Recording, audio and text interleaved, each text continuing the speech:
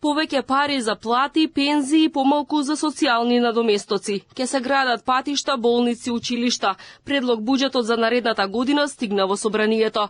Владата планира од државната каса да потроши 6,73 милиарди евра, а да собере 6,1 милиарди евра. Од даноци ќе се соберат речиси 3,5 милиарди евра, што е пораст од 6%. Во државната каса ќе се слеат повеќе пари од данок на личен доход за 8,7%. Најголем пораст ќе има кај приходите од данокот на добивка од над 14%. Од ДДВ во државната каса ќе се инкасираат 1,5 милиарда евра. Акцизите ќе опфатат 582 милиони евра или 1,3% повеќе. Од социјални придонеси на граѓаните ќе се наплатат 1,98 милиарди евра. Ваквите амбициозни планови главно се заснуваат на воведувањето на e-фактура, намалување на сивата економија и дигитализација на процесите. Целта на даночната политика е насочена кон намалување на даночната евазија, формализација на неформалната економија и дигитализација на даночните процеси, со што ќе се овозможи создавање на праведен и транспарентен даночен систем.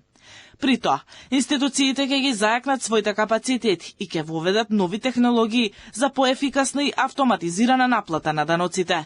Дигитализацијата на даночните процедури е една од главните цели во процесот на даночната реформа, а со воведувањето на e-фактура би се спроведувала даночната контрола на подобар и поефикасен начин. Тековните расходи за редовна исплата на плати на вработените во јавниот сектор, пензии, социјални права, исплата на субвенции, поддршка на економијата и иновативните активности изнесуваат 6 милиарди евра. Од нив за пензии вкупно ќе се потрошат 1,9 милиарди евра или за речиси 10% повеќе. За плати во администрацијата 855 милиони евра или дополнителни 7%. Намалена е ставката стоки и услуги за 0,5% на 454 милиони евра, како и сумата за социјална заштита за 15,7% на 195 милиони евра. За активни мерки за вработување ќе има на располагање 42 милиони евра.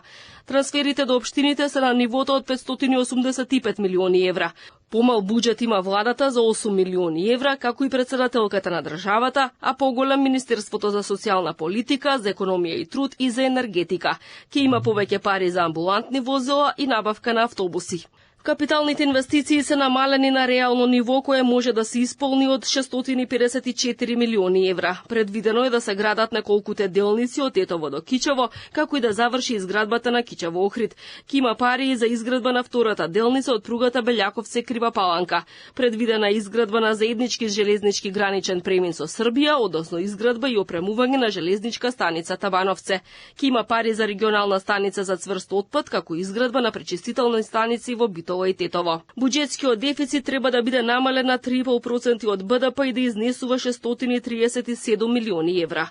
Вкупно државата ќе се задолжи за 1,9 милиарди евра, од кои надворешното задолжување ќе биде 1,38 милиарди евра, а домашното 579 милиони. До година треба да се вратат долгови од 1,26 милиарди евра. Во странство треба да вратиме речиси 900 милиони евра, а внатрешниот долг кој треба да се отплати е 324 милиони евра.